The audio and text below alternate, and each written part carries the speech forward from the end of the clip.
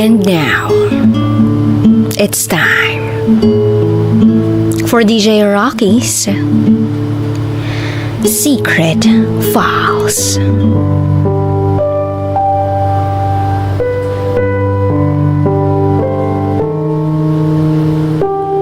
Hindi ko ginusto mamatay yung anak ko. Pero mas lalong hindi ko kayang nakikitang nahihirapan siya. Bakit ako? Bakit kailangan sa akin pa mangyari lahat ng to? Avid listener mo ako, DJ Rocky. At mas nagkaroon pa ako ng oras para makinig sa mga kwento mo simula nung mag-lockdown. And now, I found myself writing my own story.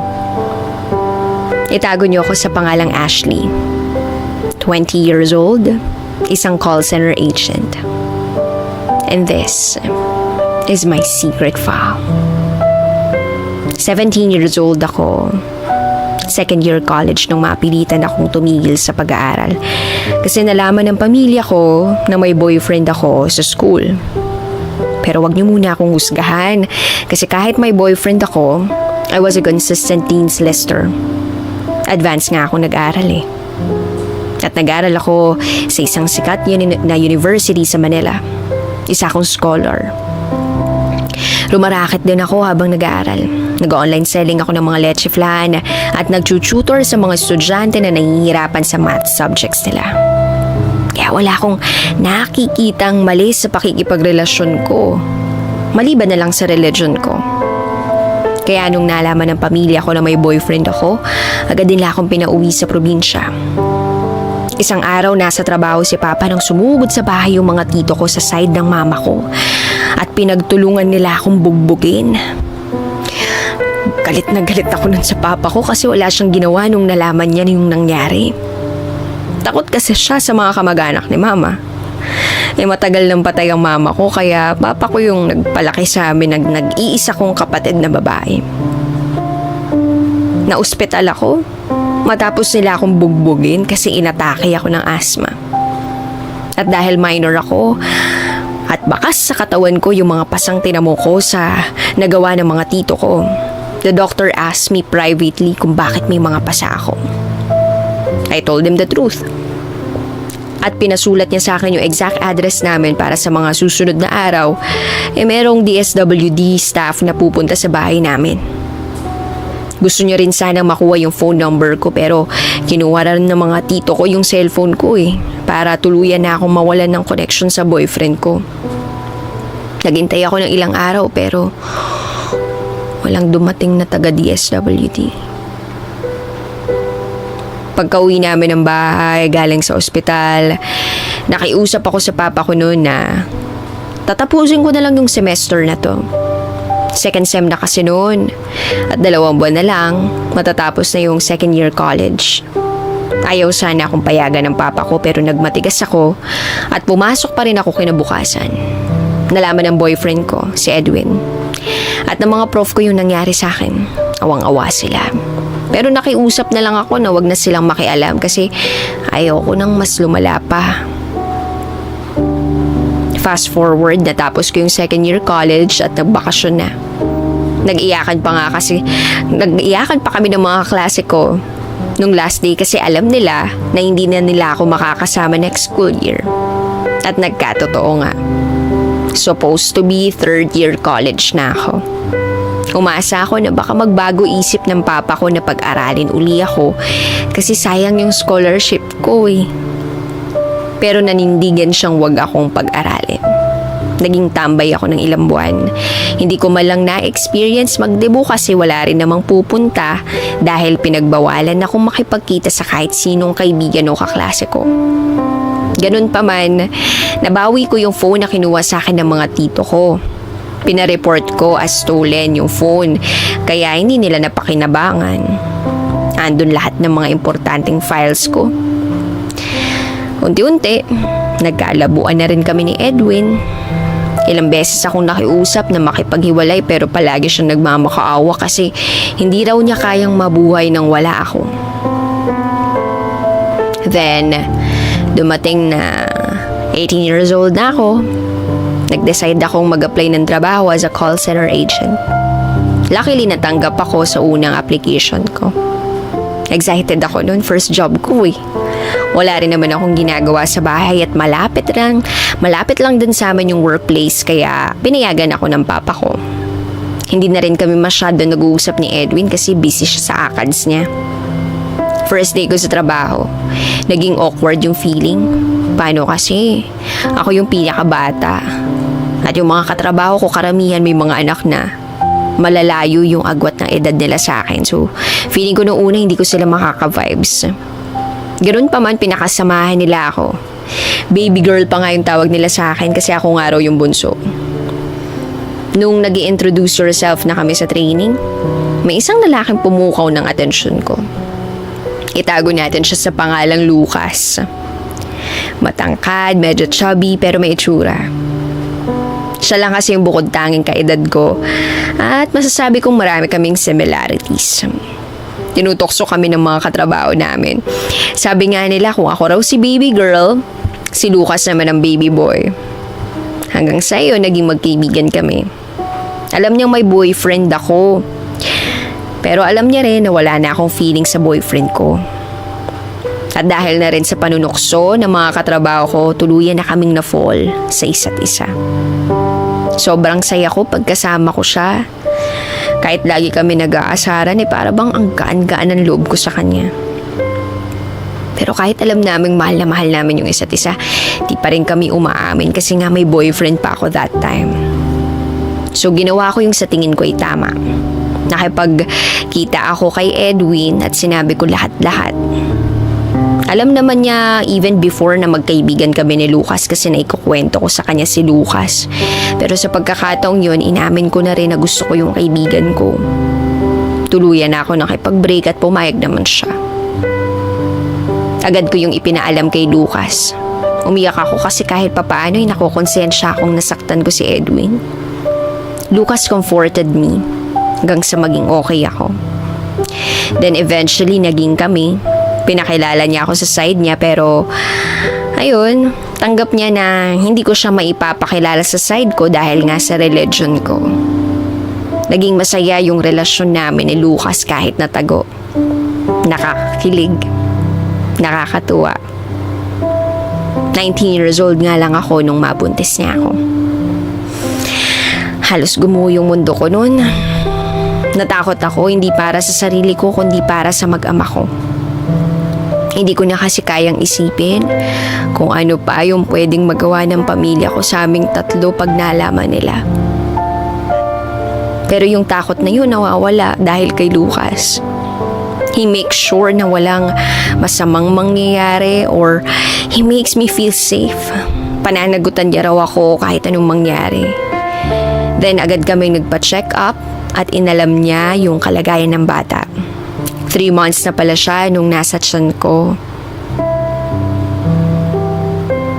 Nung nagpa-transv ako, grabe yung saya ko nang makita ko yung baby sa monitor.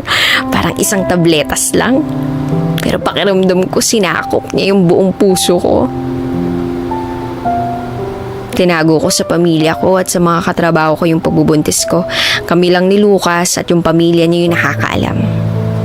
Mabuti na lang nakikisama si baby kasi hindi siya halata. 5 months na yung tiyan ko at sa wakas nalaman na namin yung gender niya. Lalaki.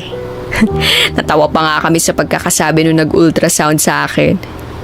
Ay, may lawet! Sure ball to! Kaya, ayun.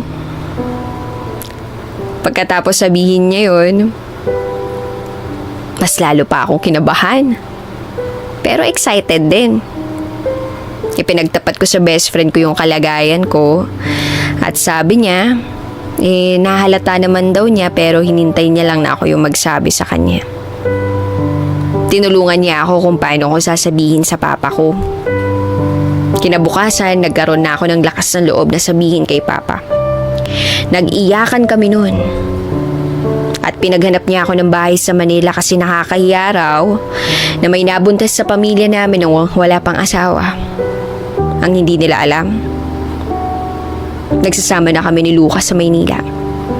Nag-LOA ako sa trabaho at si Lucas na lang ang nagtatrabaho. Lumipat siya ng work sa Maynila para nababantayan niya kami ni baby. May ipon naman ako para sa panganganak ko. Sapat na rin just in case na masasaryan ako. At dumating na nga yung araw na parang manganganak na ako, March 11. Kaya lang sabi ng midwife sa akin, hindi pa raw open yung cervix ko. Habang chinecheck niya yung tiyan ko, biglang gumuhit sa mukha niya yung pag-aalala. Neng, kailangan mong masasaryan. Hindi ko mahanap ang heartbeat ng baby mo.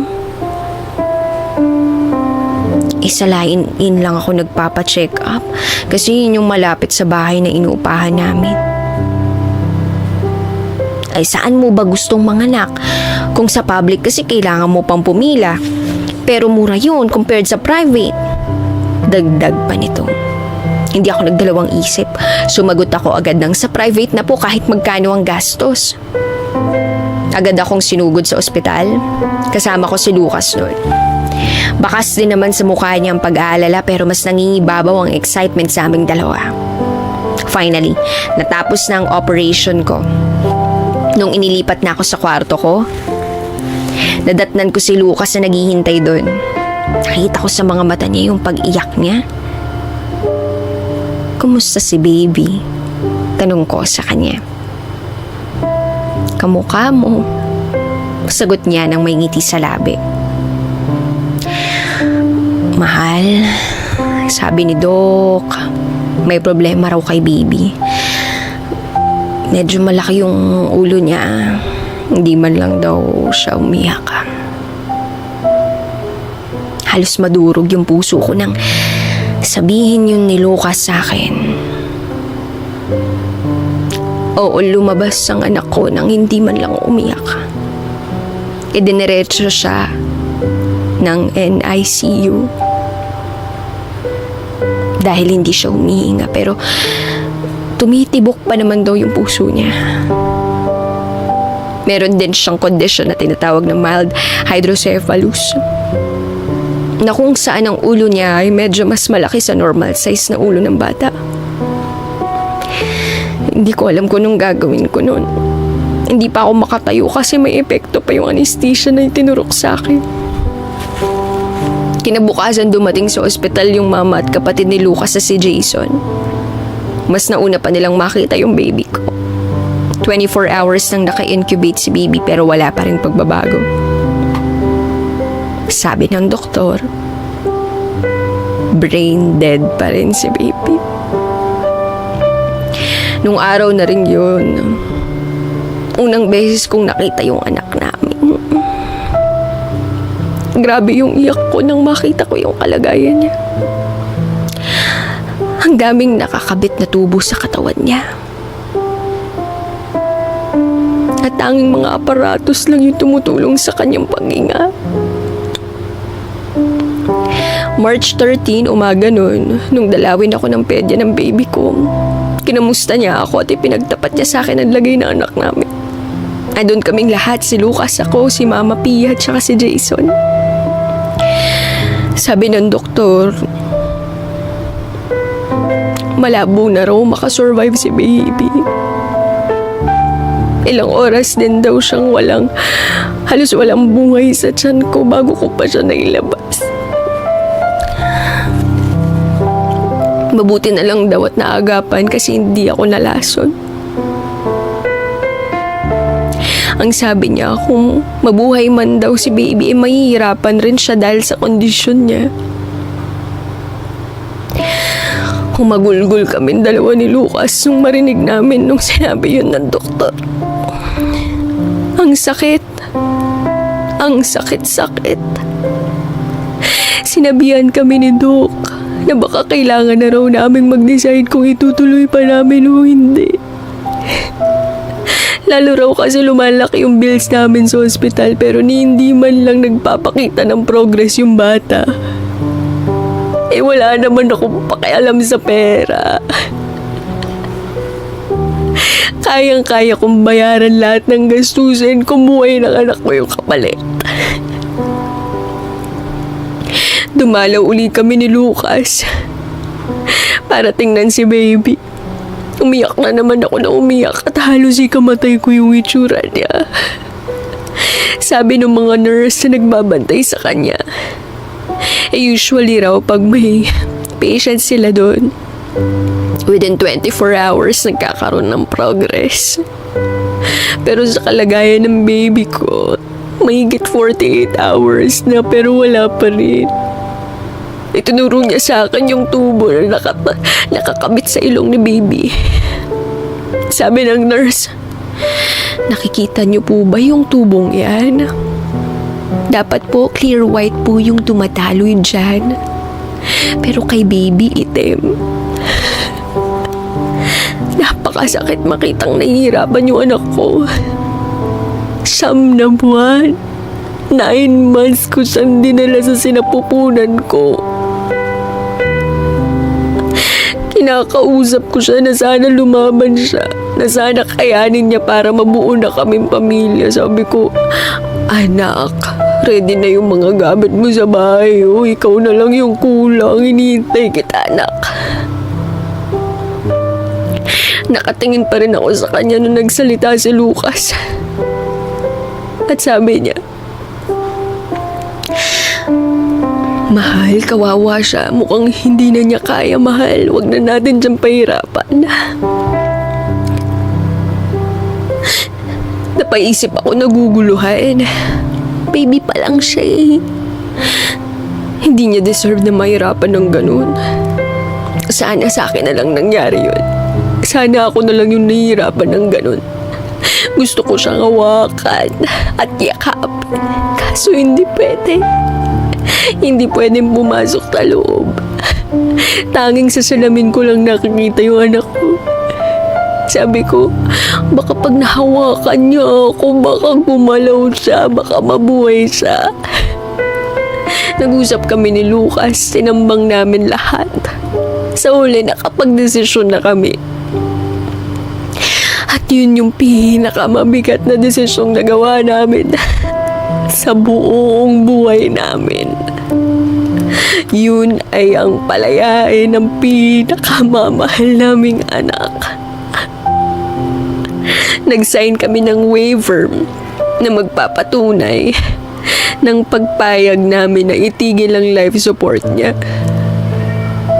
Sobrang sakit. Pero mas masakit bilang ina na nakikita mong nahihirapan yung anak mo. Lalo na't sanggol pa lang siya. March 13, 7:45 p.m. tuluyan na siyang nawala. Wala na yung baby namin. Tinanong ko yung Diyos, bakit? Bakit sa akin pa kailangan mangyari to? Maraming babae dyan ang nagpapalaglag ng baby kasi ayaw nilang panindigan yung anak nila. Pero bakit ako? Bakit ako? Napakasakit nito. Agad na dinala sa morgue yung anak namin at sa pagkakataong yun, doon ko lang siya nahawakan. Napakalambot ng balat niya. Kamukhang kamukha ko nga siya. Boy version ko, kumbaga. Hindi ko siya nabuhat kasi masakit pa yung sugat ko. Sinubukan din ni Lucas na buhatin siya pero natakot din siya. First time kasi namin magbuhat ng sanggol at natakot kami na baka malaglag namin siya. Hinimas-himas ko yung mukha niya nang mapansin kong nakangiti siya. Nakangiti siya. Ang ganda ng ngiti ng baby ko. Siguro sign yun na masaya na siya. Napayapa na siya. At wala na siyang nararamdamang sakit. Paulit-ulit naming inaalikan yung anak namin.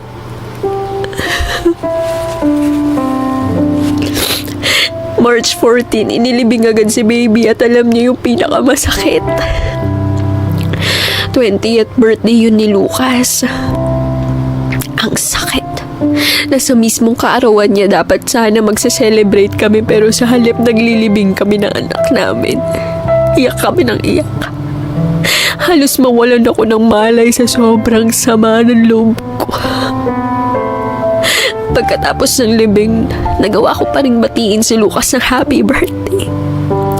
Sinabi ko na masaya pa rin naman yung birthday niya kasi sa wakas, nakapagpahinga na yung anak namin. And that was something that we should be thankful for.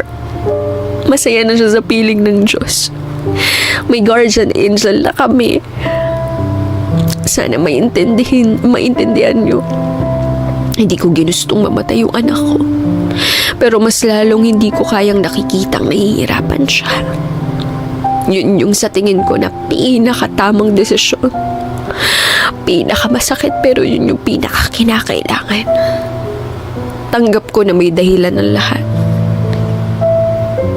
Anak,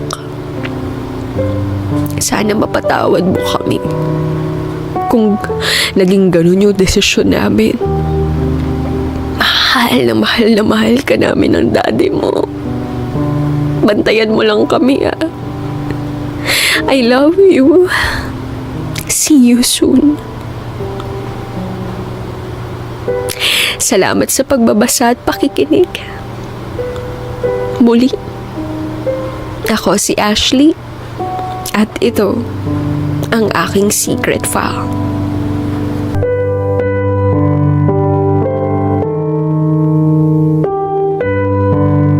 And bunch of admirers.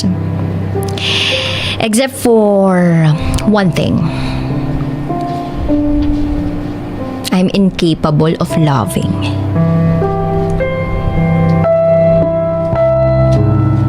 Oo. Parang wala akong kapasidad na magmahal. Well, anyway, it all started when I was 16. Napansin ko yung mga ka-age ko. Meron silang mga crushes and boyfriends. Pero ako, I never had a crush on someone. Nor did I ever like a boy. Marami namang nanliligaw sa akin. But I never felt giddy or excited. So, naisip ko, maybe the guys around my age were too immature for me. Kaya wala akong nagugustuhan. So, I started dating college guys. Wala namang naging problema because I didn't look my age then. Mature ako in terms of my looks, mindset, and actions. So, nagtuloy-tuloy yung pakikipag-date ko sa mga lalaki. Hoping I could also feel the so-called butterflies in stomach. But I failed. Wala talaga eh. Merong mga ibang guys, parang nakukuha nila yung interest ko. Pero, it doesn't last a week. Madali akong magsawa eh. Meron ngang time na nakatatlong boyfriend ako in 1 month. One after another. Parang, alam niyo yung pack girl? Kumbaga. You can judge me however you want. Kasi wala naman talaga akong kwenta.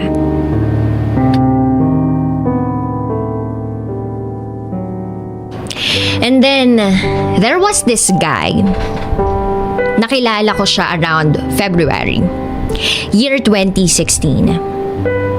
Pwede niyo siyang tawaging Rome. Rome, his nickname. He was taking Pol-Sci. Hindi naman siya bad looking, although hindi ganun kagwapuhan. Pero matangkad siya. Around 5'11" siguro. And I really liked his eyes. Parang palaging galit. So, I was challenged. Medyo masungit kasi siya. So, nakipag-flirt ako sa kanya. At bilang psychology student, we study human behavior. So, I used that to my advantage. Years of dating guys, I learned how to seduce them. and how to make them fall for me. Naseseduce ko yung mga kalalakihan at pinai-in-love ko sila sa akin. The right gestures, right words, and right actions. I succeeded. Naging boyfriend ko siya on April 19, 2016. He was really a sweet guy. Very smart and witty. Seryoso siya most of the time. But when with me, lagi siyang tumatawa. He said, gustong-gusto daw niya yung sense of humor ko. So, he successfully maintained my interest on him for months. Akala ko nga, siya na yung the one. He made me feel excited. At doon ko naramdaman yung kilig factor.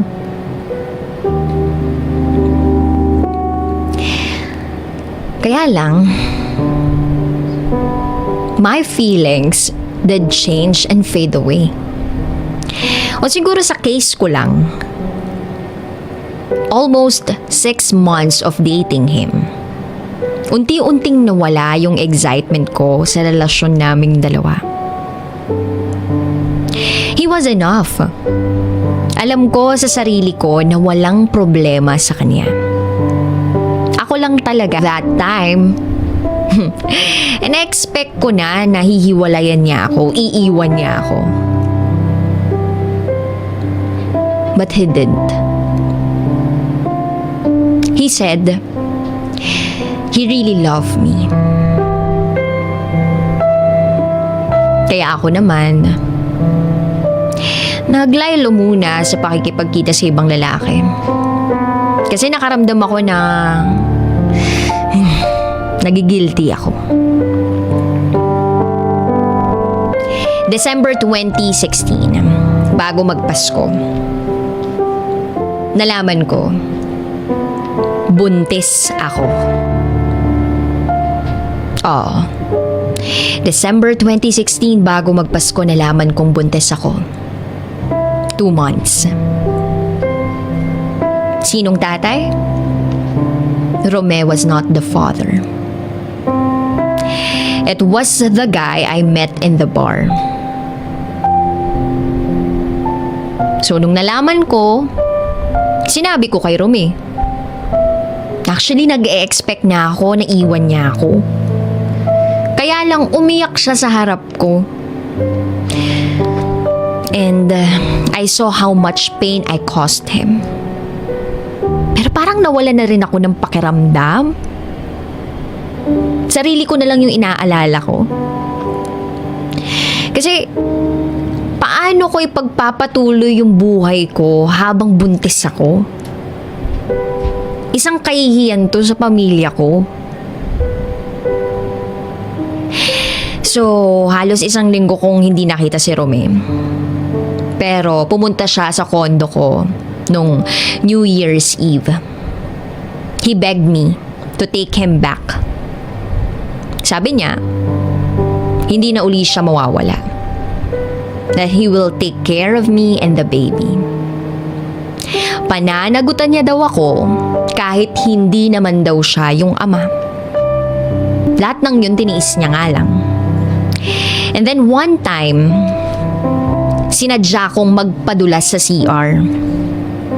I think it was January 25 or 26.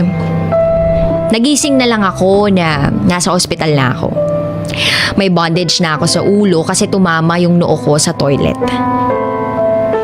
And yeah, the baby was gone. Mahina yung kapit ng bata kasi hindi naman ako kumakain ng maayos. Wala akong maramdamang remorse at all kasi hindi naman talaga yun yung plano ko sa buhay at hindi naman yun yung intention ko. But Rome was crying. He was blaming himself na hindi niya ako agad-agad nakita sa banyo. Pero sa isip-isip ko, success. After that, I continued partying again. As usual, nagtitiis lang si Rome sa mga ginagawa ko. Bakit nga naman hindi, 'di ba? Kahit anong pinagpapaparty ko, siya pa rin yung inuuwian ko. Pero, si Romen na lang din yung nakakagalaw sa akin. And I made sure I was taking pills. Nagtagal din yun ng halos 4 na buwan na. Party sa gabi, tapos uwian ng madaling araw. I can balance my studies kasi matalino naman talaga ako. July 2017, third year college na ako. And Rome was graduating. I decided I had enough. Pagod na ako kay Rome. Tapos nalaman ko, hindi na pumapasok si Rome. Months later, well, life must go on. I continued partying and dating other guys. Habang si Rome naman, he's nowhere to be found. And then October 24, 2017, my birthday. Nagising na lang ako nang merong message sa phone ko from an unknown number telling me, I hope you are happy. Pasensya na hindi ako sapat para sa'yo. I knew it was a message from Rome. Later that day, while I was celebrating my birthday with my family in Pampanga, Jay received a call from my friend in Quezon.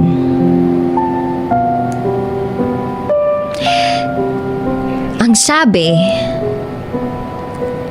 patay na daw si Rome. He killed himself by taking sleeping pills. Tinakbo daw siya sa ospital, but the doctors weren't able to save him. Nang malaman ko yun, umuwi agad ako ng Manila. Oo, alam ko, bitch ako. But I never wanted him to die.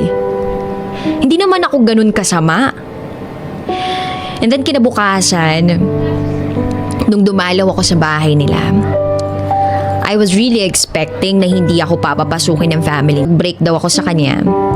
Kasi nakita ko siya na may kahalikang babae. He wanted to protect my image despite the pain I caused him. And for the first time in years, I cried. I cried so much. Naalala ko yung mga ginawa niya para sa akin. I was trying to be strong. I was trying to be a real bitch. But I was really guilty. But I couldn't bring myself to tell his family that it must be my fault why Rome took his own life. Isa akong taong duwag at makasarili. And until now, hindi pa rin alam ng pamilya niya yung totoo. Yung message na sinend niya sa akin, burado sa cellphone niya. Wala silang alam na ako yung pumatay sa anak nila. My family and friends, they don't know how horrible I am. At tuwing gabi, naririnig ko si Rome umiiyak. Para akong nag-hallucinate. Para akong depressed. I self-harm every time I feel numb and guilty. I cry myself to sleep while I hear his voice echoing in my mind. At siguro, ito yung parusa ko sa mga ginawa ko sa kanya. And yes, I will accept this. Wala akong karapatang magreklamo. Because I'm a killer. I killed the guy who loved me so much.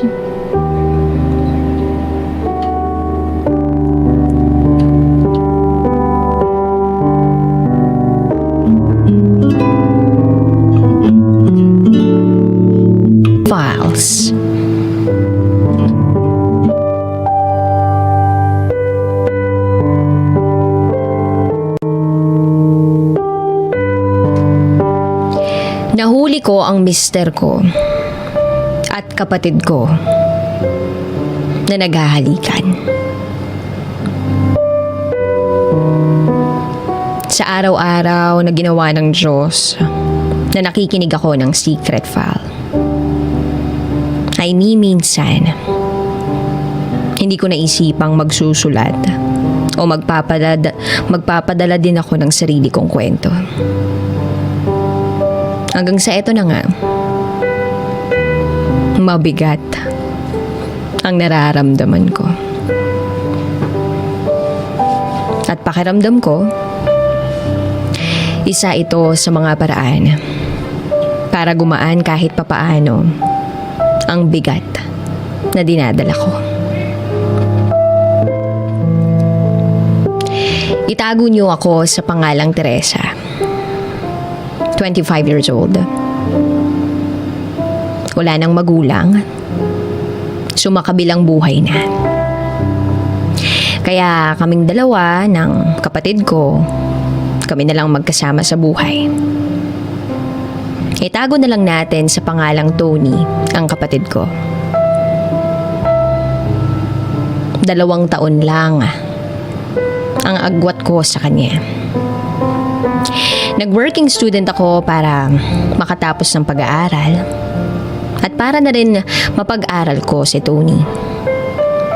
Kahit na may mga pagkakataong wala na akong tulog at pahinga, hindi ko yun ininda kasi ayaw kong pabayaan ang kapatid ko. Ayaw ko rin siyang matulad sa iba na napariwara simula nang nawalan ng magulang. Kaya sinikap kong makapagtapos ng pag-aaral. Gayon din mapagtapos siya ng pag-aaral. Naalala ko pa noon, madalas, tampulan ng tukso ang kapatid ko sa eskwelahan. May puntong kinakailangan kong pumunta sa school niya dahil tumawag sa akin ang guidance counselor at sinasabing may kaaway ang kapatid ko na kaklase niya. Muntika na daw itong magkasakitan. Buti na lang daw, napansin ng teacher at naawat sila. Pagkatapos ng eksenang yun, napansin ko na tahimik na lang ang kapatid ko. Hindi na siya masyadong nagkukwento sa mga nangyayari sa kanya. Sinubukan ko siyang kausapin ng masinsinan, pero wala akong nakukuhang matinong sagot mula sa kanya. 15 pa lang yata siya noon. Tapos isang araw, nakakita ako ng maraming gamot sa drawer niya. Ang sabi niya vitamins. Nagmamadali na ako noon kaya kailangan ko nang umalis ng apartment namin dahil papasok na ako sa trabaho. Siya lang ang naiwan sa apartment. Dumating ako sa bahay na tulog na lang siya. Ginigising ko siya at sinasabihang kakain na pero hindi siya nagigising. Doon na ako kinabahan. Isang buong araw siyang tulog. Ilang oras pang lumipas, nagising na siya. Sa awa ng Diyos.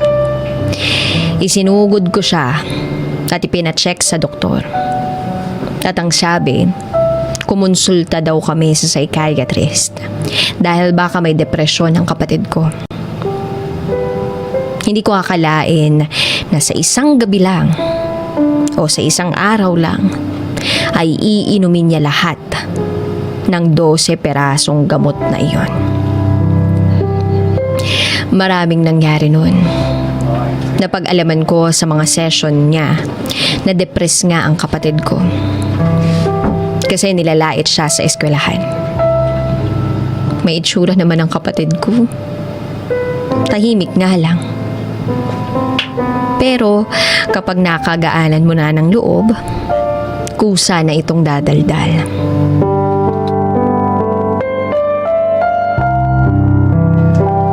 Fast forward, napagtagumpayan namin ang depression niya.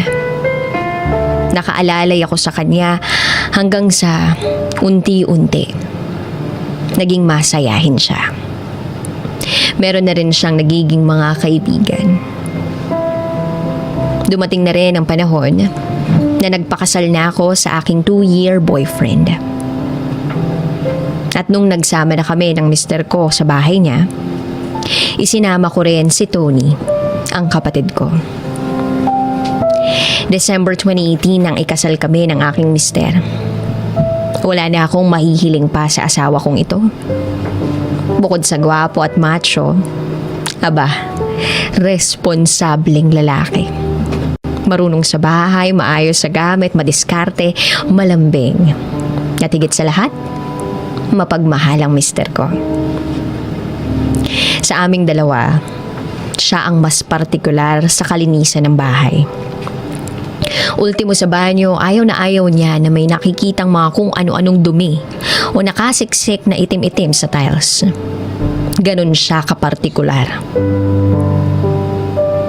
Maayos naman ang pagsasama namin. Lumipas ang ilang mga araw pagkatapos namin ikasal. Kaya lang isang gabi, kauuwi lang ng asawa ko galing trabaho.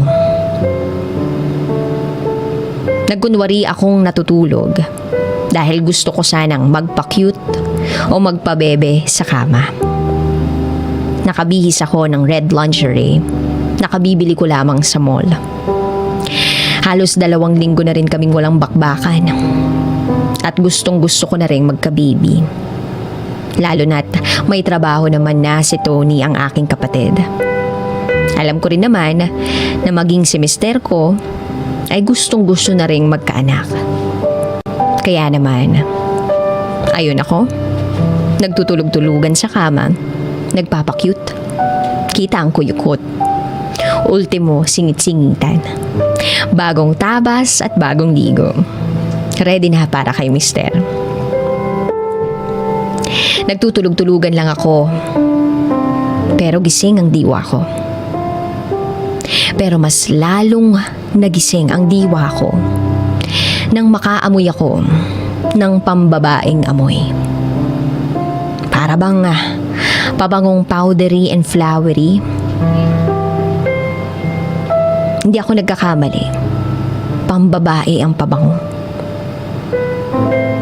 Pero nakita ko naman na mister ko yung pumasok sa bahay.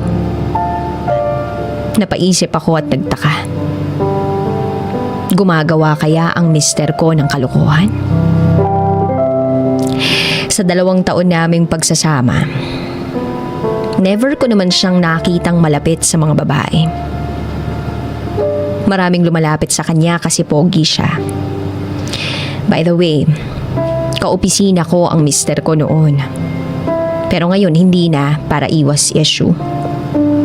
Kung ibabase ko naman sa history ng mister ko kung may posibilidad na nambababae siya, parang napakaliit na porsyento lamang na magagawa niya sa akin yung bagay na yun. Naaalala ko pa nga na naikwento sa akin ng mister ko na dati raw ay marami siyang naging ex-girlfriends. Siguro daw ay lagpas ng 7. Hindi pa kasama doon yung mga naging fling niya. At kadalasan, siya ang nakikipag-break. Kaya marami sa mga ex niya ang inahabol-habol siya. Kaya lang, ayaw na niya. Dahil kapag tapos na raw siya sa isang relasyon, ayaw na niyang balikan. Madalas daw kasi sa mga naging ex niya ay nasasakal siya dahil yung mga babaeng yun daw masyadong possessive at insecure. Bago kami naging magkasintahan, napagkwentuhan pa namin na may mga nagpaparamdam sa kanya. Pero binlock na rin niya. Witness din ako kung gaano siya kahabulin ng babae. Yung mga dati naming kaopisina na may crush sa kanya at nilalandi siya. Waipik.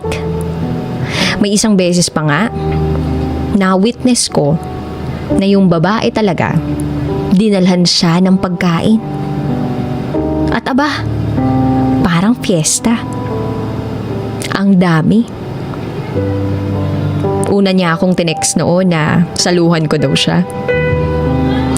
At yung iba pa naming mga kaopisina, tuwang-tuwa dahil nag-share siya. Pero nung masinsinan kami nag-usap, hindi niya daw to type. Kasi in the end, ako ang nagwagi. Matagal-tagal din kami magkaibigan noon bago niya ako ligawan at bago siya magtapat ng damdamin para sa akin. Kaya naman, siya na rin talaga ang napili ko. Hindi lang dahil sa naging kaibigan ko siya o kaibigan ko siya, kundi dahil alam ko na hindi siya malandi. Proven and tested, kumbaga. Kaya nang gabing yun, nagtataka ako kung bakit ganun yung amoy niya. Actually, parang pamilyar yung amoy na yun eh. Naaamoy ko rin yun sa kwarto ng kapatid ko. Parang pambabae. Pinalipas ko muna yung gabing yun. Ang sabi ko sa sarili ko ay mag-oobserba muna ako at hindi ako dapat magpadalos-dalos sa mga paratang ko. In short, walang saysay ang pagsuot ko ng red lingerie. Walang nangyaring bakbakan ng gabing yun. Napaisip lamang ako. Pero ayoko ang pag-isipan ng masama ang mister ko. Kasi alam ko na mabait at mabuti siyang tao. Lumipas pa ang ilang araw ay para bang hindi ako mapakali sa nararamdaman ko. May isang beses noon Sunday, ang routine niya, lalabas siya para makapag-jogging o para makapag-gym. Habang ako ay naiiwan sa bahay para makapag-imis-imis at makapaglinis. Uunahin ko muna ang second floor. Kwarto ang una kong lilinisin. Hanggang sa nag-aayos ako ng mga gamit niya. Nakita ko ang isang bag niya. Parang bago yung bag niya. Kinalkal ko yung bag na yun. At may nakita akong lip balm. Bagong bili. Nakakapagtaka lang dahil hindi naman siya nagli-lip balm. Although may pagkakataon dati na humingi siya sa akin ng petroleum jelly dahil nagbabalat daw at nagdadry ang lips niya. Napapaisip ako. Anong nangyayari sa asawa ko? Hindi kaya ireregalo niya ito sa kabit niya? Ibibigay niya kaya to? Sa nilalandi niya? Ayokong mag-isip ng masama. Pero hindi ko maiwasan dahil may nakikita ako. Pero sumagi rin sa isipan ko na baka siya ang gagamit. Kaya pagdating niya, galing jogging, inihanda ko na ang tanghalian. Wala ang kapatid ko noon, si Tony. Gumala. Kaming dalawa lang ang nasa bahay. Tanong ko sa mister ko habang kumakain. Babe, may nakita akong lip balm sa bag mo. Nagdadry ba yung lips mo? Patingin nga. At ninuso niya yung labi niya sa akin. At ang sabi niya, oo babe, ayan no, tingnan mo, ang sakit nga niyan. Sa pagkakataong yun, para akong nakahinga ng maluwag. Buti naman at yun ang dahilan. Nakita ko nga na nagdadry ang lips niya. Sumunod na linggo, nakatakda na ang pag-alis ko para sa company trip namin to Singapore. 4 na araw lang naman kami doon. Gusto ko sanang isama ang mister ko kaya lang hindi pwede sa schedule dahil meron daw silang bagong project. Ang kapatid ko naman bago sa trabaho lang at nagpapa-good shot pa. Marami akong kinabilin kay Tony, ang aking kapatid. Bago ako umalis, papuntang Singapore. Sabi ko sa kanya, maglinis ng bahay para hindi magalit yung kuya niya na mister ko kasi sumpungin yun kapag nakakakita ng dumi o kalat. Oo lang naman ang oo yung kapatid ko. Hinabilin ko rin sa kanya yung mga tungkol sa kakainin nila since mas madalas magiging wala yung asawa ko kaysa sa kapatid ko. Kaya sa panahong wala ako, ang sabi ko kay Tony, huwag muna siyang maggagala habang wala ako para ma-check-check yung mga pangangailangan ng mister ko. Actually, hindi ko na sinabi sa kapatid ko yung mga hinala ko tungkol sa mister ko. Baka mamaya pag-isipan niya pa ng masama yung kuya niya. Ayoko namang sirain ang image ni mister kay Tony. Fast forward. Ang alam ng asawa ko ay ang uwi ko ay sa susunod pa na araw. Pero ang totoo niyan, uuwi na ako ng araw na yon. Excited na ako. Medyo delayed nga lang yung biyahe ko, yung flight ko, pero at least nakarating pa rin ako. Ang dami kong pasalubong. Dahan-dahan kong binuksan ang pinto ng bahay namin. Gusto ko sana siyang sorpresahin. Naririnig ko na nakabukas ang TV sa sala. Nang tuluyan ko nang mabuksan ang pinto, halos gusto kong ibato lahat ng mga gamit na nakikita ko sa pagkakataong yun. Dahil lang napadako ang tingin ko sa kusina. Doon ko nakita at nahuli na naghahalikan ng kapatid ko at ang mister ko. Gusto kong masuka sa nakita ko. Parehas pa silang walang pang-ibabaw. Nanlalambot ang tuhod ko sa eksenang nakikita ng dalawang mata ko. Naka-boxer shorts sila parehas. Naibagsak ko ang bag ko at mga susi ko na dahilan na matigil sila sa kaso-kaso kang ginagawa nila. Pagkakita nila sa akin, nanlaki ang mga mata nila. Lalong-lalo na ng asawa ko. Para bang gusto niyang mag-explain sa akin. Nanginginig ako. Kitang-kita ko rin sa mukha ng kapatid ko ang sobrang pagkahiya. Naluluha pa siya. Maya-maya pa ay hindi ko na napigilan ang sarili ko. At napasigaw ako ng, "Ang bababoy niyo!" Sinubukan akong yakapin ng asawa ko pero nagpumiglas ako. At ang sabi niya sa akin, "I'm sorry. It's not what you think, babe." Pagkatapos nun, wala na akong pinakinggan sa sinabi ng mister ko. Dire-diretso ako sa kwarto, kinuha ko ang mga importanteng gamit ko. At pagkatapos nun, tiningnan ko lang ang kapatid ko. At sinabi ko sa kanya, "Kalalaki mong tao. Pinatulan mo ang mister ko." Oo, bakla ang kapatid ko. Halos mawindang ako ng gabing yun. Nag-check-in ako sa isang hotel.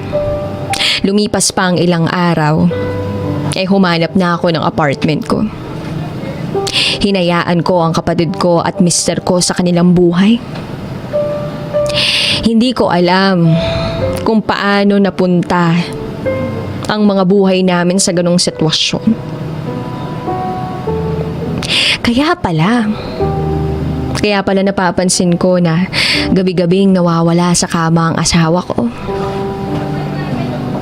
Siguro dahil may ginagawa silang kababalaghan ng kapatid ko. Para akong masusuka sa tuwing maaalala ko yung mga tagpong nakita ko. Pero hindi ko na alam kung anong dapat kong gawin. Parang masisira na yung ulo ko. Patuloy na nagte-text at tumatawag sa akin ang mister ko. Pero parang ayoko nang pakinggan lahat ng mga pinagsasabi niya. At pinag-i-explain niya sa akin.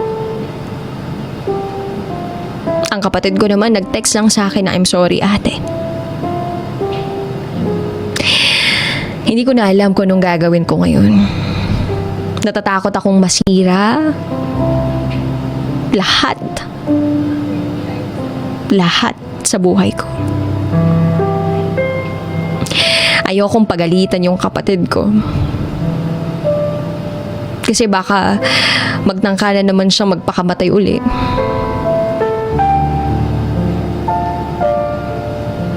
Hindi ko rin kayang hiwalayan yung asawa ko. Ano bang mabuti kong gawin?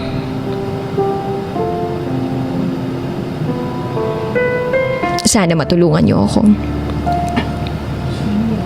Ako si Teresa. At ito ang aking secret file. And now, it's time for DJ Rocky's Secret Files.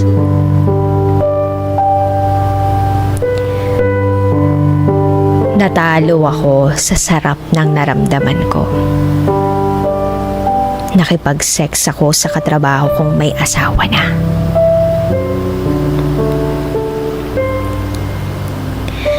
Itago nyo na lang ako sa pangalang Lana. 27 years old, single, at regular government employee. Ito ang aking secret file. Sa edad kong ito, hindi pa ako nagkaka-boyfriend. As in NBSB ako. May nanliligaw naman pero wala akong sinagot ni isa. Hanggang sa nagsawa na sila sa kakasuyo. Ewan ko ba? Siguro, hindi lang talaga kasi ako open sa mga ganyan. Kasi noon, ang focus ko, yung goal ko na makapagtapos ng maaga at makapasok sa isang stable na trabaho.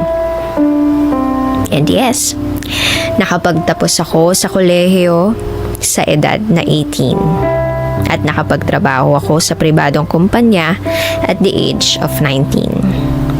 Sa edad na 20, naging regular government employee ako. Siguro dahil I graduated with flying colors at may mataas na marka sa board exam. Kaya madali lang natupad yung lahat ng plano ko. Pero, yun na nga eh. Naturingan akong matalino. Pero ewan ko ba at nangyari sa akin ang lahat ng ito ngayon? Ano nga bang nangyari? Ay nako, maski ako. Hindi ko talaga lubos maisip kung bakit. Hanggang ngayon hindi ko talaga matanggap-tanggap. Pero alam ko kasalanan ko naman. Na in love ako sa isa sa mga kasama ko sa trabaho. And worst, may asawa na. Itago natin siya sa pangalang M. Noong unang taon ko sa trabaho, dahil nga I graduated with flying colors, ang taas ng expectations ng boss ko sa akin. Palaging ako yung napipili para sa mga hosting ng kumpanya. Sa unang task ko, doon ko siya unang nakita. Isa rin kasi siya sa mga ika nga sikat sa kumpanya namin dahil may skill siyang wala sa iba. At first, hindi ko siya napansin kasi nga kinabahan talaga ako sa task ko. Lumapit siya sa akin at bumulong na, okay lang yan. Sisiw lang yung task sa'yo. Ewan ko ba? Pero, para kasing kilala na ako. Siguro may narinig na siya tungkol sa akin. So, ayun. I smiled at him and I mouthed, thank you. Natapos yung araw na yun na successful. Kinagabihan, nagulat ako nang may mag-send sa akin ng friend request sa FB. Siya pala yun. Hindi ko pa alam yung name niya pero dahil sa profile pic nakilala ko siya. I accepted the friend request naman. Kalaunan, palagi ko na siyang nakakasalubong. And I was shocked kasi parang napaka-feeling close niya. So ang ginawa ko, I unfriended him. So ayun, hindi ko na siya gaanong nakikita kasi hindi naman kami magka-department. A year passed, as in walang communication or interaction at all. In short, hindi kami friends. The following year, nagulat ako nang bigla kong mabasa ang pangalan ko kasama ang pangalan niya bilang mag-partner kami sa isang task. As in, shook na naman ako. Pinuntahan ko ang coordinator at sinabi ko bakit ako nasali doon. Sabi naman niya, highly recommended daw ako at pinili ako ni M. Dahil nga ayaw ko sa kanya, sinabi ko sa coordinator na ayaw ko. Pero hindi na pwede kasi nasabit na sa taas ang listing at final na yun. So ayun, wala akong nagawa. Tinanggap ko na lang. Ewan ko ba, naiilang kasi ako sa kanya. May pagkababaero kasi talaga. At isa pa, curious ako sa pakikisalamuha sa mga lalaki. Lalong-lalo na sa mga may asawa na. I mean, cautious. Hindi curious cautious. Ayoko kasing madawit sa anumang issue. So, ayun, we started doing the task. Okay naman. Unting-uting nawala yung awkwardness. Nakonsensya pa nga ako kasi ang judgmental ko masyado. Mabait naman siya, tsaka matalino. Inad niya ako uli sa FB. Inaccept ko naman. Natapos namin yung task and it was a big success. So, naging friends na rin kami. The following year, naging mag-partners na naman kami sa trabaho. Ewan ko ba sa boss namin na halos yata ng task kami yung pinipare. Siguro dahil okay yung kinalabasan ng mga trabaho namin. So, we were partners for 4 years. Parang kuya na yung dating niya sa akin. Kasi nga, he's older by 10 years. Pero, di naman halata sa itsura niya. So, yung friendship namin, naging smooth. Ika nga. Till one day after doing our task, he invited me for snacks. Walang mali siya, pumayag ako. Nag-milk tea, kumain kami ng cheesecake. So, ayun. Nagkakwentuhan. Then I was so shocked when he said he likes me. At first, nahihiya talaga siya. Sabi pa niya, may sasabihin ako So sabi ko naman, ano yun? Sabi niya, huwag ka magalit Baka magalit ka eh. So pinilit ko siya, sabi ko, ang OA, ano ba yan? Sabi niya, siguro dahil palagi tayong magkasama, na-fall na ako sa'yo. Hindi ako nakasagot nun kasi nabilaukan ako.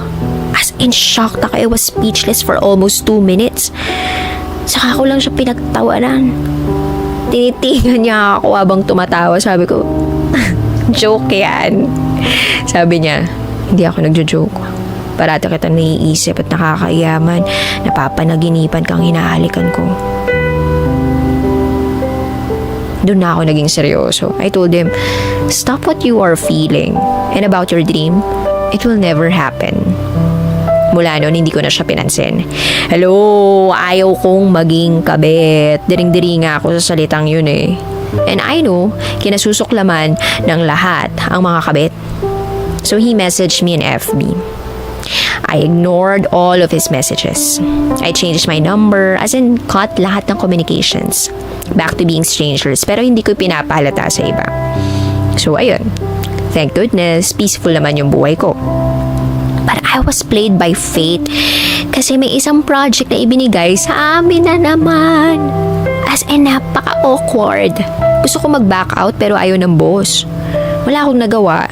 Ang worst part sa project na to ay sa ibang lugar nakabase and we have to do it within 2 months. So basically, magkasama talaga kami parate. I played it cool. As in parang wala lang, professional, ika nga. So ayun, civil lang. Nag-uusap kami tungkol sa trabaho. Dahil one day, hindi ko talaga inaasahan. Dinala niya ako sa isang inn. Oo. So, motorist hotel. Sabi ng isip ko, pumalag ako pero ewan ko hindi ko nagawa. Sabi niya magpapahinga lang daw kami. Pagod na raw siya at hindi niya na kayang mag-drive. So, ayun nga, sumunod ako. Kinonsider ko naman siya. Awkward lang talaga kami sa kwarto. Kinabahan ako kasi parang may mangyayari talaga. So, ayun, humiga na siya sa kama at ako naman umupo lang sa isang chair. Akala ko nakatulog na siya kasi ang tahimik. So, naglaro-laro lang ako ng game sa cellphone ko. Habang busy ako kakalaro, nagulat ako nang bigla niya akong yakapin. Nanigas ako. Hindi ko alam anong gagawin. First time ko kasing mayakap ng lalaki kahit nga kuya ko hindi ako niyayakap eh. Pinaharap niya ako. Tapos, ayun na, sinunggaban ng halik. Tinulak ko siya pero wala akong nagawa kasi mas malakas siya. Dinala niya ako sa kama at pinahiga. The time na pinahiga niya ako, alam ko na ang kahihinatnatan. Wala na kasi akong nagawa at nagpaubaya na lang ako. He kissed me. Walang parte na hindi niya pinalampas. From neck to down there. First time ko lahat naranasan yun. At aaminin ko para akong nawala sa wisyo. Yes, sarap na sarap ako habang ginagawa niya lahat ng orasyon sa akin. At aaminin ko, nadala talaga ako as in napasigaw na nga ako. Sa sobrang sarap. Wala na talaga. Ubus na ang talino ko kasi alam ko naman na mali. Pero natalo ako sa sarap ng nararamdaman ko. Akala ko sabi-sabi lang na masarap talaga ang sex. Pero totoo pala. Kasi hindi ko na nga alam saan ibabaling ang ulo ko sa sarap. So ayun na. I surrendered myself to him. For 26 years iningatan ko yun pero wala na, kuha niya na. After nang nangyari, umiyak ako ng palihim. Siyempre alam ko naman na ang tanga ko. Nasaan na ang matalinong Lana?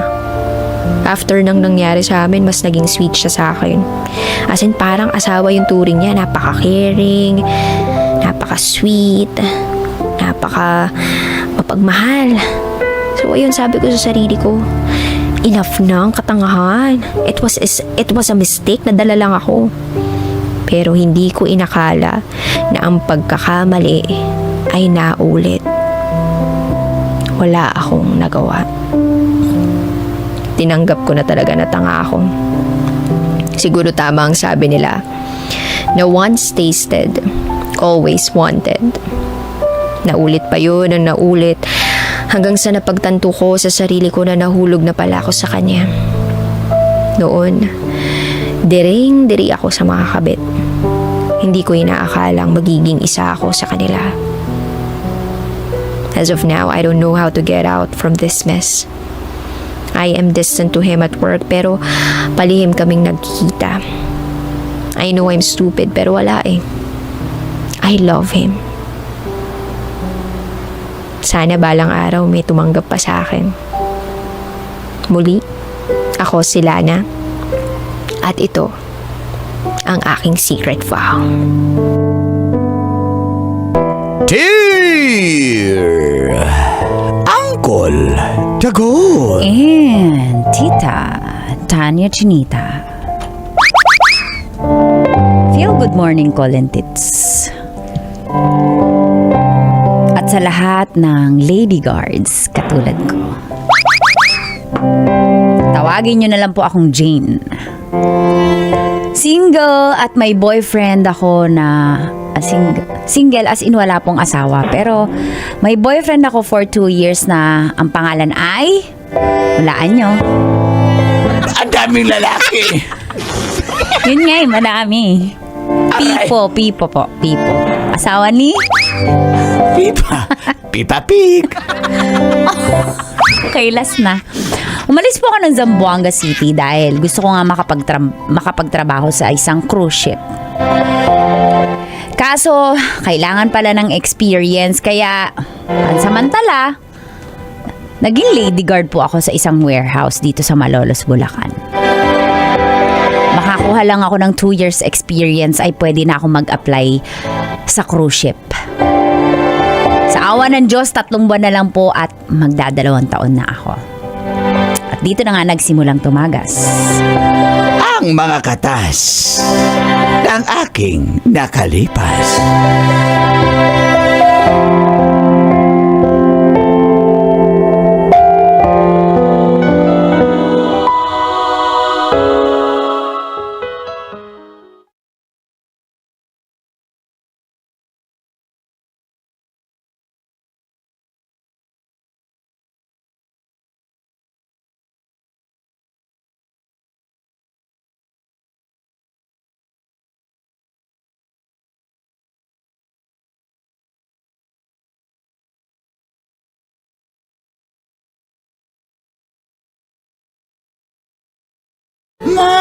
Guys, mamimiss ko namin, Alis ko na pala after 3 lang naman months. ako eh.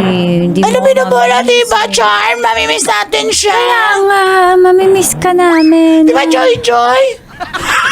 Wala si Joy. Wala ba siya? Absent na naman, okay. Nagtalpak.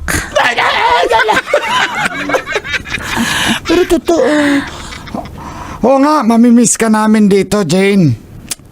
Pag nasa cruise ship ka na, ha? Huwag yun naman palungkot. Regards mo ako doon. 3 months pa yun eh. Huwag yun naman akong palungkotin. Pero mamimiss ko yung sabay-sabay tayo kumakain. Sabay-sabay tayong nagro-rollbox. Tsaka sabay-sabay tayong kung ano yun yung ginagawa natin. Sabay-sabay tayong lalait. Diba? Sabay-sabay tayong pupunta sa impyerno kasi sobrang manlalait nung GC natin. Ay, talaga. Ang bilis no, magto 2 years ka na. Parang kailan lang dumating ka dito, ang payat-payat mo, tapos Hoy, para sinabi mo mataba ako ngayon. Ikaw sobrang taba mo. at least malusog. Di kasi, di ba? Lampayatot ka dati ngayon. Eh kasi Medyo- dati parang wala pa ako, hindi pa ako nakakatikim ng mga pagkain dito sa sa Maynila. Natawa Manila ako. ba to? Bulacan. Malulos, Bulacan. Natawa ako sa'yo. Hindi kasi pang lady guard yung itsura mo. Maganda ka, kaso hindi mo ko binigyan Ay, ng parang chance, sinabi eh. mong pangit yung mga lady guard Ganon ba yun? Grabe ka. Hindi, sinasabi ko lang. Lampayatot lang kasi ako. Feeling nyo hindi ako physically fit na mag lady guard. Pero kaya ko, Guys, maniwala ba kayo, guys? pew, pew! Mas lalo kami maniwala na sana, meron lang. Pero totoo, mamimiss ka namin dito, di ba, Charm? Masalita ka, Charm! Kaya nga, hindi, nalulungkot lang ako para sa kaibigan ko. Pero huwag mo kami kalimutan na kapag nasa pag mayaman ka na, at saka pag nagbabarko ka na, pero sana mapasok mo din kami kasi syempre gusto namin mag-upgrade sa life at saka Ayoko na rin dito sa warehouse, ang init-init Kaya eh. nga. Wala bang warehouse na aircon? meron. Dapat doon tayo sa Doon na aircon. tayo sila mag-apply. Bagay. O kaya mag-letter tayo sa management. Put aircon. Install aircon. Ano po aircon? Ha? Kasi ang tagal-tagal na namin dito, ha? Ikaw, amo ka pa naman, nakapag-aral ka pa naman. Ikaw Hindi lang na ako ang nag-aral eh. ikaw lang ang Diskarte yung lang. mayaman. Tapos kami dito, walang ka-aircon. Ha? Gusto mo pa kami mag-OT, tas ng gasolina? Oh, sorry ha. Kailangan pala ako na yung mag-adjust. Siyempre, ikaw yung mayaman. Sige. Charm, huwag kang Boss, Boss, hi, boss. Bibigyan ko kayo ng maliliit na electric fan. Yan ako. Sa inyo na yan. Para di kayo mainitan. Ganun ako. Yung aircon. Wow, ikaw kaya. Last na lang to. Naiinis ako dito. Salamat ito, boss, ha? Alam mo, malapit na kami magsumbong sa DPWH. Bakit siya di? Saan ba nagsusumbong? Saan ba nagsusumbong, Mars? Sa Dolin. Sa DPWH. Mali ka naman eh. Flood control yun. Alam nyo. Makinig kayo. Palagyan mo kami ng split type dyan. Ay, hindi. Kahit window type. Isang buong warehouse. Tapos 0.5 lang yung horsepower. Mas Buti malakas nga pa yung daw electric aircon, fan may ko maliit. window. Yeah, itong warehouse, wala. Kahit yung umiikot sa tuktok na gano'n. Ano ba yun? Exhaust. Turbulence. Basta turbo siya. Pag bumibilis to, Oo, wala turbulence. kaming gano'n. Anong klase kang mayaman? Ano, tao ka ba? Boss, ito kayo napagkwentuhan namin kasi nga magbabarko na pala to si Wala si bang... Jane. dapat mag-ready ka na ng yung Jane. separation fee. Alam mo, Jean, hindi naman Hindi, porket sir. magbarko ka, yayaman ka na, mas okay dito sa warehouse ko magtrabaho. Huwag ka na magbarko. Yung mga nagbarko, nagsisisi. Pagbalik, wala nang trabaho. Huwag ka na umalis. Pero Dito ka na lang. syempre, dapat ano po kayo, di ba, sang-ayon kayo sa pag-upgrade namin sa buhay. Wala. Dapat hindi kami forever dito sa warehouse, walang aircon dito. Ang ngayon, 38 degrees yung summer. Pero sinasabi ko lang sa'yo, mas okay dito sa warehouse ko kaysa dyan sa Huwag barko. ka maniwala dyan sa yes. Manipulative na yan, mayaman na yan, business. Sinasabi ko lang yan sa'yo. Pero kung gusto mo talagang magtagal at yumaman, pabiyudo na ako eh. Pabiyudo na ako. Kung gusto mo lang. Ano yung pabiyudo, boss? Siyempre, malapit na, kaya pabiyudo na ako. Kita mo, sama ng ugali. Advance ka mag-isip. Buhay pa yung asawa mo, pabyudo ka na sinasabi mo. May sakit eh. Papunta na yan, Over pabiyudo ka na. naman sa pabyudo. Basta, alalahanin mo na yung upper Sir, salamat sa lahat kahit hindi ka okay na boss. Salamat pa rin sa lahat. Mana talaga yung si Jojo sa'yo. Jojo.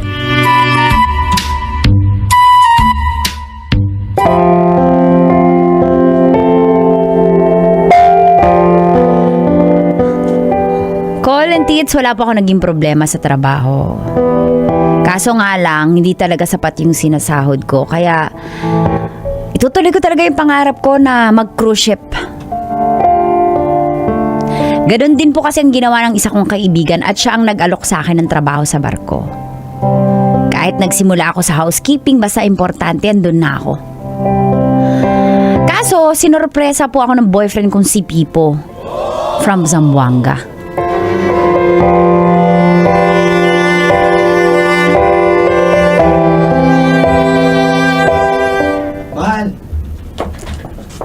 Mahal. Sino yung tumatawag dun? Mahal. Trixie, buksan mo yung pinto. Hoy! Yung jowa Sino? mo dito, si People! We! Andito nga! Hindi nga to prank! Pipo? Mahal, kumusta ka na? Ba't di ka nagsabi? Surprise! Surprise! Surprise! Hello! Ano na? Ba't ka nandito? Grabe ka talaga. Mamiss kita. Binisita nga kita kasi namimiss din kita. Miss na kita. Grabe ka naman mang surprise. Magto 2 years mo na akong iniwan sa atin, sa Zamboanga. Alam mo naman kasi kailangan magtrabaho dito para matupad ko yung mga pangarap ko. Pero buti dito ka na, wag ka na magtampo.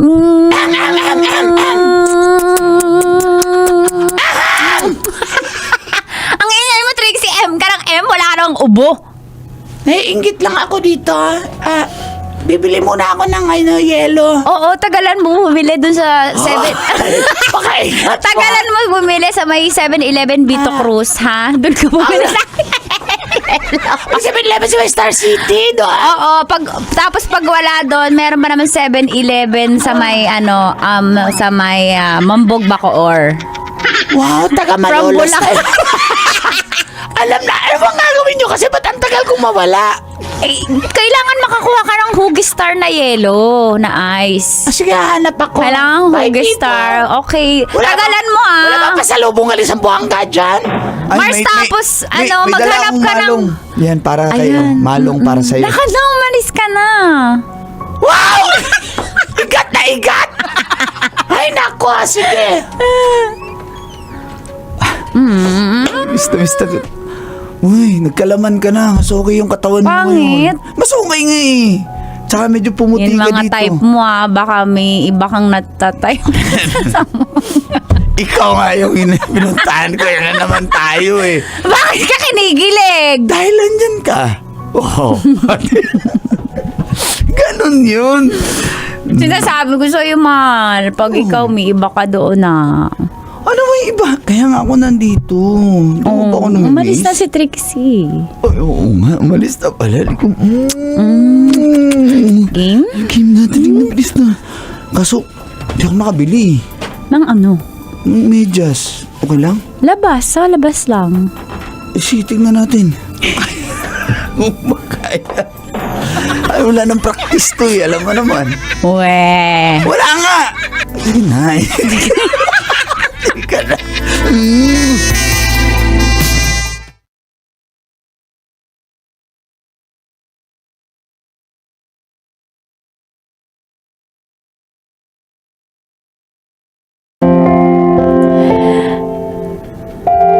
Akala ko call it and tits ay sandali lang po si Pipo dito.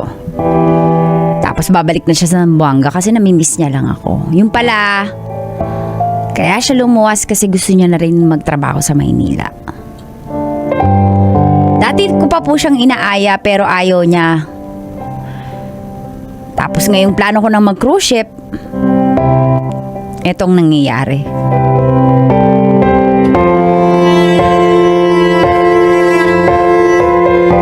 Alam mo, hindi na ako natutuwa sa pagjo-joke mo ah. Hindi yan joke. Nakahanap na nga ako ng trabaho tapos ng matirhan. Malapit lang din. Sa may ano ko.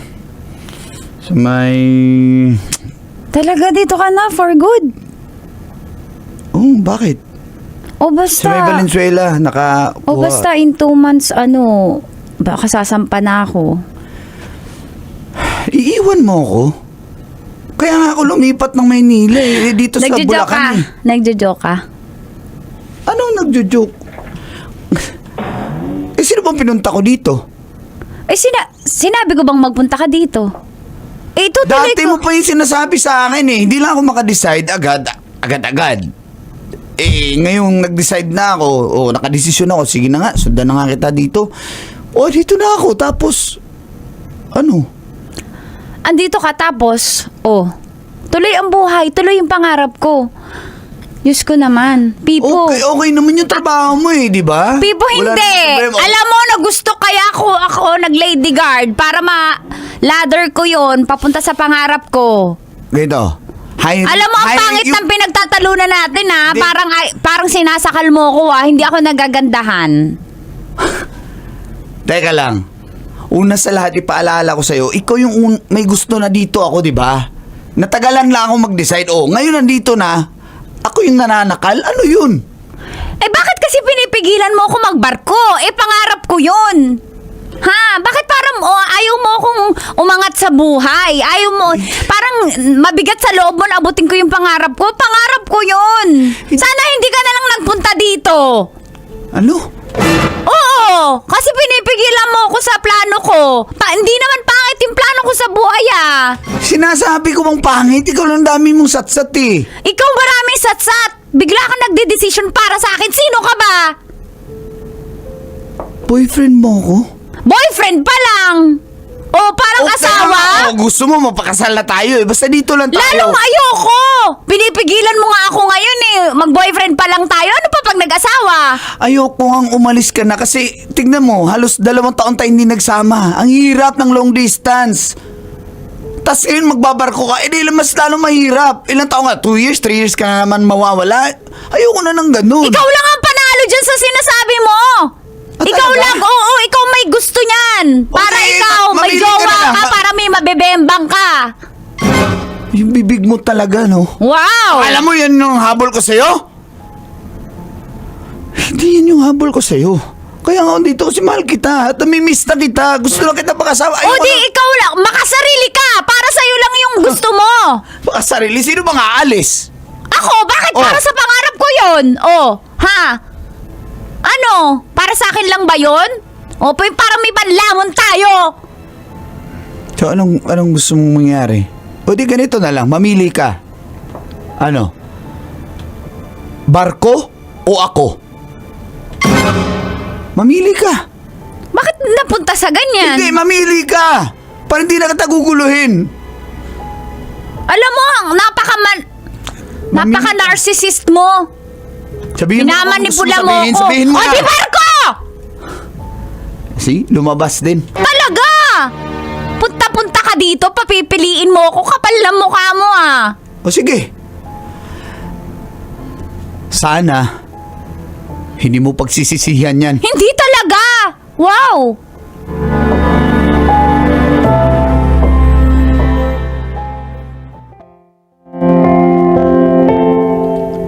Colin Tits, mas pinili ko nga po ang aking plano at mga pangarap na magbarko. Kaso,